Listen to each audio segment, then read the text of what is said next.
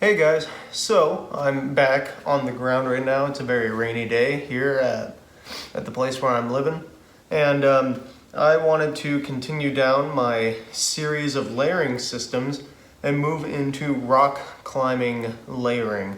And so I'm going to show you a bunch of clothes that I use while I'm outside rock climbing. Keep in mind that I'm doing this from the very first day of the year that I can to the very last day of the year that I can, which means I can be out there in as early as March and as late as November, or I've even climbed in certain days in December. And so I have enough variety of clothing to the point where I can stay out and be comfortable and keep rock climbing as long as I can. And that continues all the way into the really hot days of June and July and everything in between. So I've geared my clothing systems towards that, and I hope to give you guys a good overall perspective on what I wear while I'm rock climbing. So I'm going to start with my lower body systems. Again, they're a lot less complicated than upper body stuff, and I just have a few different pairs of pants and shorts and whatever that I switch around between. So with that being said, first thing is your pair of shorts. Pretty much you can use whatever shorts you want. You use these on the nice warm days, maybe a little chilly in the morning, but you know it's gonna heat up. And yeah, pretty much summer, I wear shorts a lot. Lately I've been getting into 3/4 pants, you know, kind of bridging the gap between regular pants and shorts. These help protect my knees for when I want the protection from my knees, either from the rock I'm climbing or on the approach if I still want the airiness of shorts, but also want a little bit more protection from whatever is on the approach, or even the sun can help protect my legs a bit. I'm wearing pants a lot, and so I don't really get a lot of base tan on my legs. And going into that, I also have pants. So I'll wear these a lot when I want protection from the sun, the cold, the wind. If it's a really windy day, it's nice to wear a lightweight pair of pants. These are the OR Feroci pants, and they're made for multi-pitch climbing, and so they'll help protect from the wind, as well as a lot of climbing pants, including the ones I'm wearing here, also have hem adjustments right here at the bottom. There you go. This one has a little bead, so you can roll these pants up to make them into shorts. I prefer to roll them up to just below my knee, but I find that when I roll my pants up to about here, just below my knee, then when I'm working hard and sweating, a lot of sweat tends to collect right here where the pant constricts my leg, which is again why I like 3/4 pants, because they allow the airiness of shorts, and so sweat doesn't gather up right there and it doesn't wet out my pants. And so I'll wear pants, and then a lot of times I'll roll them up, usually on the approach in places I'm working pretty hard. And then when I get cold a bit higher off the deck, or when there's wind, then I'll bring them into full pants again. The final pair of pants that I'll wear is the OR Prusik pants. I actually brought these out with me yesterday while climbing, and I left them in my friend's car. I had a couple pairs of pants with me, so I don't have them in front of me to show you, but I'll edit in a picture so that way you guys see it. I talk about these in my main layering system video, or my, I think I call it the introduction to layering systems. And so you can actually see what they're all about, but they're pretty much these Feroci pants with a lining on the inside that add a bit of thermal, a bit more thermal ability to those pants. And I really like them. They're like one of my favorite pair of pants that I actually own and use. And so that would be my extra pair that I use for cold weather rock climbing. Usually, again, when I'm going out in March or May or April, and then on the other side when I'm out in September, October, November, I'll wear those pants a lot when I'm worried about it being a little bit cold and when I know I'm not doing that much activity as well. A lot of times if you're in the sun, these pants are all you need, but if you're gonna be in the shade, or if you know you're gonna be in a place with a lot of wind exposure or anything like that, then it's nice to have a little bit extra padding in your pants, anywhere where it's gonna be extra cold. As far as socks go, any sock, I wear pretty much any sock. I'll usually roll with these quarter cushion socks, or any sort of, heel sock. These socks are made for running. Pretty much anything works, and I wear those with my approach shoes, which I'll do a separate video on footwear, where I go more in depth into approach shoes and everything like that. These are made by Darn Tough, so they're pretty darn tough, and they stand up to a lot of abuse and a lot of hiking, so I'll wear these when I'm doing a lot of hiking. If I'm just walking a little ways or cragging, then I'd pretty much wear whatever sock I can get. I don't really care too much about it. And then also when I'm climbing, if I'm climbing in my approach shoes on like longer routes, these socks are pretty nice because they're still decently thin. If I'm teaching a class in cold weather, which I've taught some rock rescue classes in November before, or if I'm standing around a whole lot, I'll probably beef up my socks because my feet tend to get really cold, especially my toes. So I'll just go with these medium weight hiking socks. These are Smart Wool socks. I just fell in love with these things at the start of this season. And so just a little bit extra warmth for my feet while I'm wearing thinner shoes. And if I am worried about my feet getting even colder than that, then I'll just beef up my footwear. Maybe even bring my 3/4 shank mountain boots out just to stand around in to keep my toes warm. Which is kind of a big problem for me, is keeping my toes warm. When I'm actually rock climbing, I used to have pairs of climbing shoes that I could wear with socks, but I sort of stopped doing that, so now it's like pretty much barefoot in my climbing shoe. If I'm guiding or climbing easier routes, a lot of times I'll be in my approach shoes and only pull out my climbing shoes for like the harder pitches or the crux pitches or where I need them. But I'll still be in my approach shoes a lot that day on easier routes. Harder routes, I'm in climbing shoes pretty much the entire time. All right, so moving on to upper body systems. First thing I want to say is you don't really need, again, depending on the season. In the summer, you can get away with a lot more underperforming clothing than you can in shoulder seasons. And it's worth taking full advantage of that, especially when you just get into climbing and there's a bunch of other stuff you have to buy.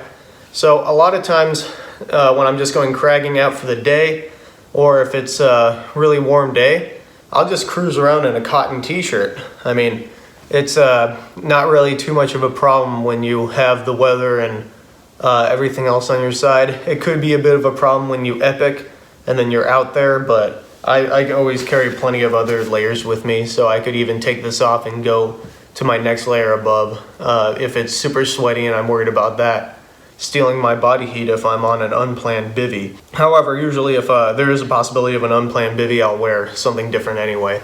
This is like a day out cragging where I'm like 20 feet away from my car, or if I'm on a climb where usually even if something does go wrong, we'll still make it back to the car within a few hours. It's nothing like low commitment. It is a nice time to wear shirts. And that's usually what people are doing when they're getting out for the first time. If I do want to wear activewear, then first option is what is it called again? The Echo shirt. This is by OR. I have a ton of these. I have like 7 of these shirts, so this is kind of like classic go-to synthetic t-shirt. Easy or quick drying. You can see it really doesn't weigh that much. So if weight is something that matters to you, then it's a nice shirt to go with. Wicks moisture, dries really fast with sweat, and yeah, just an overall well-built shirt. It is, I think it's UPF, I think it's 50 actually. I mean, it's a physical barrier, which is going to protect your skin better than any sunscreen would. Another kind of shirt that I would wear is one of these shirts I have down here. These are sun shirts, which are also SPF 50, I think. This one's a very popular shirt, the Astroman, also Outdoor Research. And I really like this one for really warm days because it's a thin shirt. It ventilates really well because it opens up like this. You put it on like a button shirt. These ones right here, the Astroman, have metal buttons, which on colder mornings could be kind of annoying pressed up against your skin, which is why I have this other shirt. I don't know what the name is for this one. That's also Outdoor Research, but I'm not sure if they make this shirt anymore. And this is regular non-metal buttons, so it doesn't really have that problem of pressing up against you. This shirt also appears to be some amount of cotton, so it kind of holds sweat a bit more, which is fine on those days where it's really hot, but if you're on a cold day and you hike up and you sweat a whole lot, it's going to sort of hold that sweat a bit more. Whereas this material in the Astroman really tends to wick sweat away really fast. It's meant to be worn in the sun. Both these shirts have collars, which is really nice to help protect your neck from any sort of rays. Your neck gets a lot of abuse out there from the sun while you're climbing. They're both short sleeve, and yeah, they're just lightweight shirts, great to be worn in the sun on those really hot midsummer days in June, July, and August. So going up from those shirts, again, those are like perfectly bomber days that are very nice, very calm. The sun's out, you're maybe a little hot, but not too hot, ranging up to the uncomfortably hot, which a lot of times you don't even go climbing in that sort of heat. Any sort of hat too, while I'm at the upper body stuff. Sun hat really helps keep the sun out of your eyes on the approach. Some people like wearing this while rock climbing. I'm not a big fan because of the brim getting in your face. I'd rather just wear sunglasses with my helmet.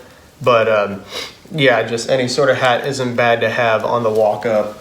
As well as, if it's a chilly morning, a beanie if you're one of those folks that like to have some hat with you, some warm insulating hat to keep your ears warm on those cold mornings. Not a bad thing to have. Pretty much no performance thresholds for either of those. You just need something that'll keep the sun out of your eyes in the case of the sun hat. Actually, I just had to run and get another hat, which I forgot that I had, that I use on cragging days in the heavy sun. It is like this full sun hat. And the idea is that, you know, with the baseball cap, when it's on your head, the brim helps keep the sun out of your eyes, but you don't have a lot of protection for your neck or the sides of your face. Whereas this hat, the old farmer hat, helps protect your ears, back of your neck, and eyes. And so sometimes on really solar days where it's just like pounding down on you, a full brimmed hat isn't a bad thing to have. You may look ridiculous, but it helps protect yourself. It's a good example of function over fashion, which I know sport climbers sometimes have problems with. All right, moving back to upper body, I just have a couple of examples right here of lightweight mid layers. And so this would be right over your base layer, just again, to help keep things warm. I would recommend always having some form of extra layer to put on while you're out there.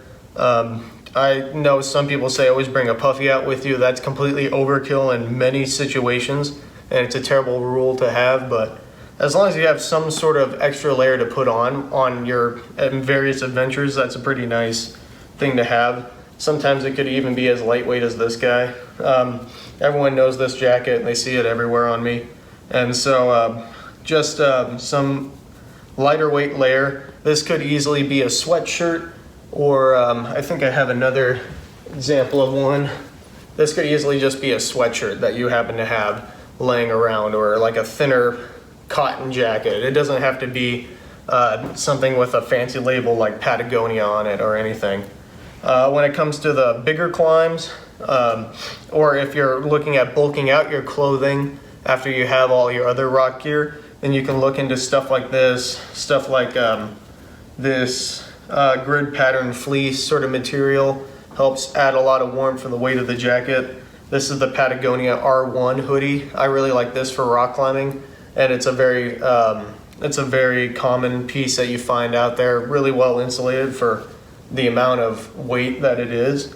And yeah, if you just look at any outdoor clothing company, they'll pretty much give you it. They have some form of jacket. North Face has a really nice version of this sort of jacket, and they're all good. So those are very nice layers to have, especially if you want to go on a longer route, and then you're worried about stuff like wind and just being in a colder environment. This is a really nice layer to have under one of these layers. So this is the OR Feroce. This actually won an award for how useful the jacket is. but any sort of soft shell jacket would do. This is built with a bit of more durable material, and what I like to use this for is a protection layer over some form of light insulation layer.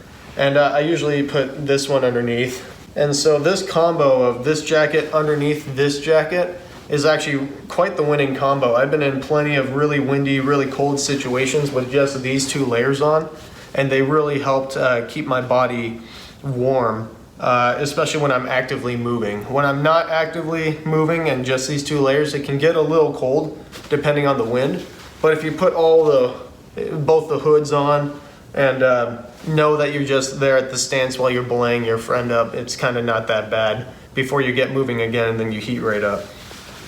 So it's nice to have a little bit, this isn't super insulating, but it is a helpful wind layer, and it'll trap some heat in addition to your already insulating first layer. So I think it's really nice to have some sort of protection layer in your rock climbing layering system, and the Feroce jacket is actually a really nice benefit to the whole setup, as well as those two layers together isn't too bulky while I'm moving around, and I can tuck both the layers underneath the waist strap of my harness, so that way they don't really get in the way too much. So after that point, let's get into the next layers on top. This is where you get kind of an option of either heavier weight insulating layers if it's cold and dry, or you get into rain layers if all of a sudden a storm opens up on you, or both of them if it's cold and wet, which a lot of times you don't even go out rock climbing in, but sometimes the temperature just drops 20 degrees and you get an unexpected storm, so you could put it all together. First thing I'm going to talk about is rain gear, since it's on this side of me. And another thing, before I dive fully into rain gear, I also have a wind layer right here. And so what this is it's just a really lightweight layer that's windproof, but not waterproof. And so it packs down to the smallest of all my layers. You see, it's very small. It's uber lightweight. Again, probably the lightest weight of all my layers. But this is fully windproof, whereas this jacket is just wind resistant. And so there is a difference right there. Some wind will cut through this, maybe not all wind, and then this no wind will cut through. So that gives you some options in your system. I think for multi-pitch rock climbing, having a wind layer is actually pretty important. Some people really like having this while mountaineering too. I still haven't quite gotten there yet, in my opinions, but maybe I will one day. But rock climbing is super important, especially if you're climbing in areas that are really prone to wind. So your options here are, you can, if you're in a t-shirt and you're working hard and it's super windy, that's making you cold, you can throw this wind layer on and that'll cut the wind, and you can keep on working with being a little bit warmer. Now, this being a proof layer, as in windproof, it will trap in more heat than a soft shell. If it's too cold, or if it's cold enough that this jacket doesn't cut it, I'll add some insulation by throwing this jacket on. Now, if it's also super windy, I can put this jacket on top of this jacket, and then that would cut out all the wind. Now, I would normally probably only do that at a stance, because the three layers together are probably going to overheat me while I'm moving, depending on how easy or how hard the climbing is. In that case, I could take this off, stuff it in my backpack, and just have these two layers as kind of like my all-day layers. Another option, of course, is to wear just the red jacket or the insulating jacket with the wind layer, and then that would help give you a little bit of warmth as well as cut the wind a bit. And that's kind of just knowing your body and knowing the certain circumstance to where which setup of jackets would be the best. If it's just a super cold day, these two jackets, this one right there, if it's super cold already that you're already wearing these and then the wind is bringing you down a little bit more chilly, then these three jackets all together would work great. And so that's something, again, you have to experiment on your own time and sort of decide which would be the best situation for while you're out there. And the cool part about that is already you have a ton of versatility in three thin layers that are usually enough to get you through the full day. rock climbing, it's not, you know, not super committing in that sense. All right, going back to raincoats, I have two different types of raincoats right here. One is the one I usually bring out with me rock climbing, and this is the, the Helium 2 jacket by OR. And that's awesome mainly because it packs down super small, it's super lightweight, and usually we're not going to be rock climbing in downpours, right? Unless you're actually on the rock and then the downpour happens, which you have other problems then. And so that's why I bring a really lightweight, trimmed down raincoat. If I want, this could also function as my wind layer. However, it really does seal in the heat a whole lot. And so I'll just bring this out if there's a rain scare in the forecast, or if I'm worried about there being a little bit of a pour here and there, but we're in a dry enough area that we can still climb and find places to climb in the rain. And I just need this walking from crag to crag. So this is my main rock climbing raincoat. So when would I use this raincoat? This is a full-fledged raincoat. It has pockets, full hood adjustments, you know, adjustable sleeves, which all those are not present on the really lightweight raincoat. I use this while alpine rock climbing, and there is a big difference. Usually alpine rock climbing is a multi-day thing, and also in Washington, you know, the weather is just so variable. And so I'll just bring this dude, and if it's super windy, I'll throw this on, because usually we're at higher altitudes and it's more chilly anyway. And if it's raining, then I'll put on the raincoat. That's what it's there for. And so I won't go anywhere without my alpine insurance. One thing I do want to touch on with these shell layers is you'll notice how in this system I don't have shell pants. And that's because if I'm ever like in a situation where I'm going to go rock climbing with rain shell pants on, I'm probably not going to go rock climbing. You can argue that alpine rock climbing, you would do that, maybe climbing like Sahale or some mountain where you really don't have too much rock stuff on it. But that's a very small category. The whole point of this is just for rock climbing, and I'm already bridging the gap with alpine climbing with this jacket. But if I am expecting to like maybe beat the weather on the day, maybe I'm going out with my friend, we climb the rock and we know we're gonna rappel down in rain, maybe I'll bring the more beefy raincoat for the way down. I mean, these things don't really weigh too much and they always fold up into a pocket. You can stick it on the back of your harness, which is the nice part. The Feroce also does that. Feature shout out there. But yeah, maybe I'll bring the real raincoat other than the one that just gets by, but this is another option to have. Most people, if they're into the outdoors, they have some form of raincoat with them, some form of fully featured raincoat with them in order to stay dry while climbing. And usually if the downpour does happen, whatever's on my legs, cotton pants or whatever, will just get wet. And I'll just live with it until I get back down to the ground and back to the car. All right, so going back to insulated layers, I just got my two usual, sorry, I keep putting them out of the way of the camera. I want to pull them back.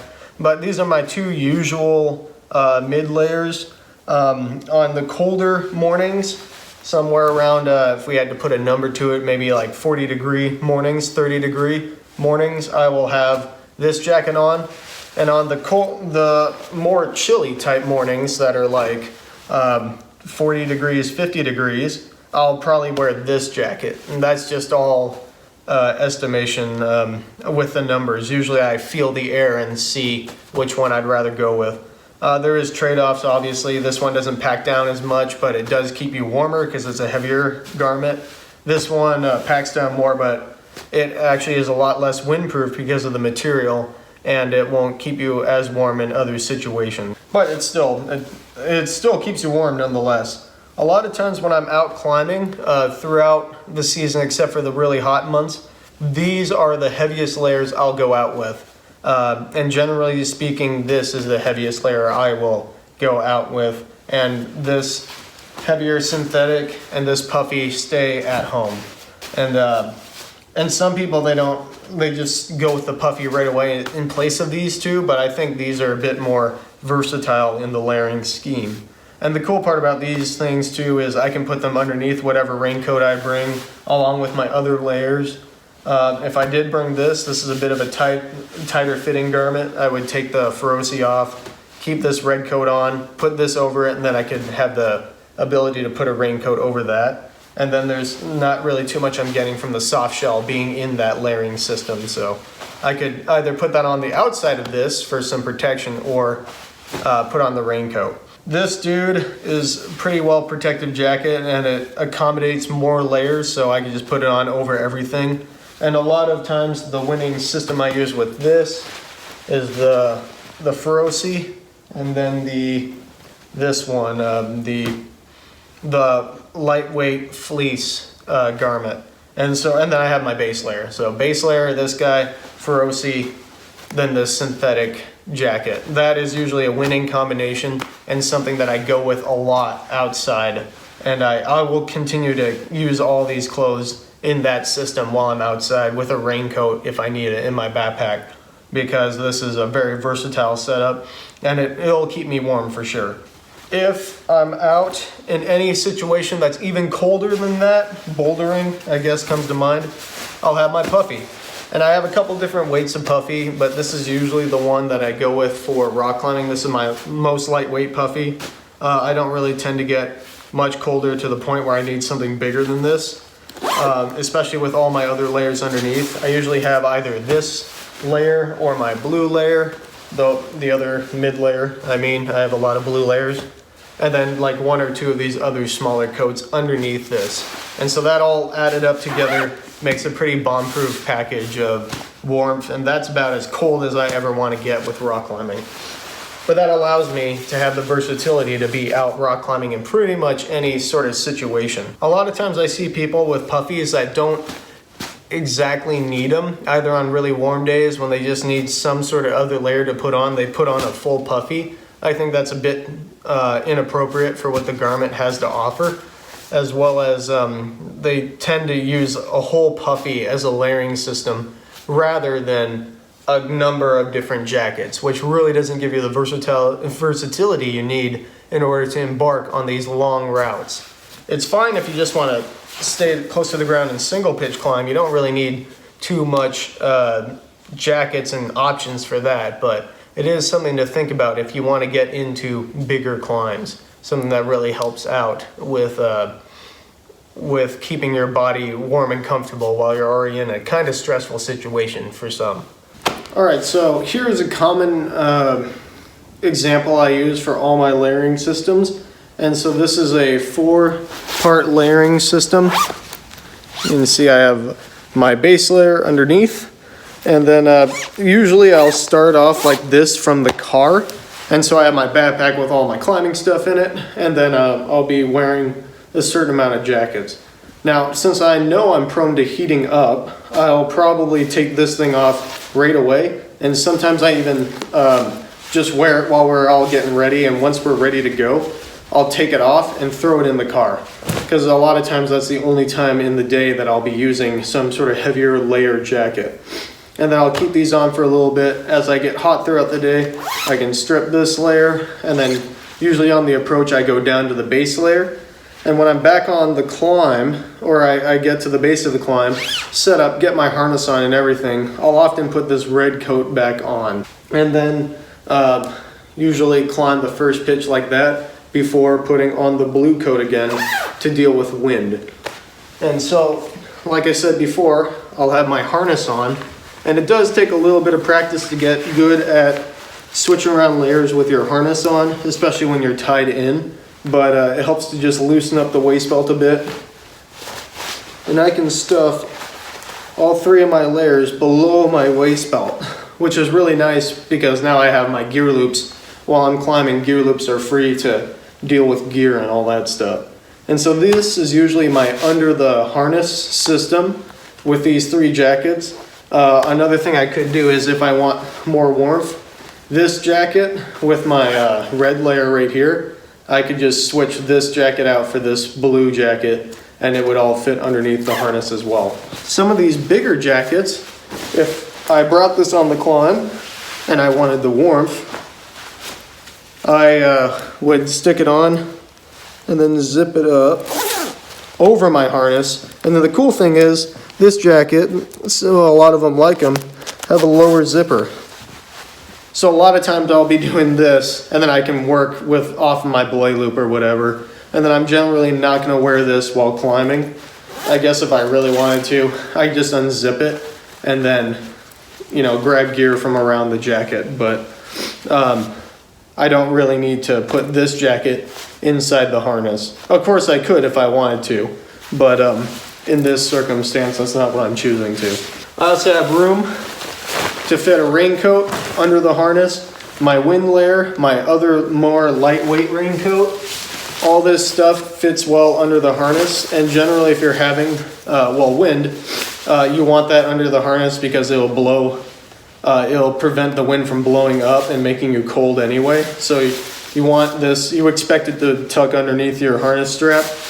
Raincoats, it's actually kind of nice to have the raincoat going over so that way less rain catches on you. But raincoats also you can tuck into your harness, and then that way you can at least have your harness free for whatever you want to do. And then of course you can put your puffy over as many layers as you want. This can always be in your backpack, and then usually on the rappel down when you're not really building any heat at all, you can slip this over all your jackets if it's really that cold while you're rappelling down before you can start your descent walk down and start building up some heat again. So as far as handwear goes for rock climbing, I really only bring one pair of gloves, and that is my belay gloves. A lot of times if it's windy, again, that's where all the cold comes from while rock climbing, it's windy. This is all you need to protect your hands from the wind, and it also sort of depends on what gloves you use. The Petzl, I think they're actually called the Corax, but the Petzl belay gloves don't have quite as much insulation, in my opinion, as these outdoor research gloves. And so a lot of times, again, on alpine rock routes, I'll bring these gloves as my main pair of gloves, and they'll work for rappelling with rock, obviously any sort of rope work, but also add a little bit of warmth to my hands, and oftentimes that's all I need. While I'm rock climbing, a lot of times I'll be wearing these on the rappel, actually all the time, even in really hot conditions. But also while I'm belaying my friend up, I can put these gloves on to keep my hands a bit warm. I've never brought out medium weight alpine gloves with me rock climbing before. I kind of don't want to, because if you need these to keep your hands warm on the approach, it's going to be really cold on the rock.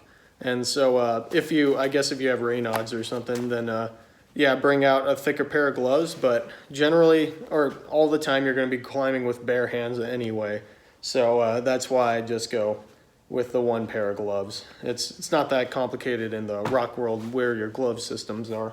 Well guys, that's everything I have for rock layering system. I tried to cover everything from feet to legs, upper body, hands, head, and everything, including with the harness.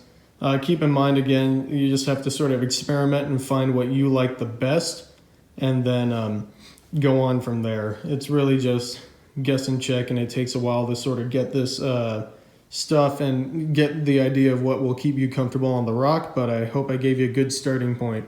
If you have anything you want to add or any other clothes you'd like to recommend to be added for people to check out, then go ahead and leave a comment, and I'll see you guys in the next video. I almost forgot to talk about the most important layering system. I call this the sport climbing layering system. This is where we have a big puffy. In fact, the bigger the better. Hang on, I'll be right back. Yeah, here we go. The bigger the better, the more expensive the better. And so we keep this puffy on for the approach and walking down because we don't want to be cold, our bodies don't keep a bunch of heat. And then underneath, you have the cotton shirt. A cotton shirt may be a little overdressed actually. Usually a tank top works the best for sport climbing. And so that way, when we're ready to get on our proj, we have a lightweight shirt or no shirt at all. And then we start climbing. We come down, it's super cold, or at least in the mild 50s. And so then we can get super warm and overheated in our puffy. So if you want to act like a real sport climber, this is all you need. Expensive puffy, cotton t-shirt.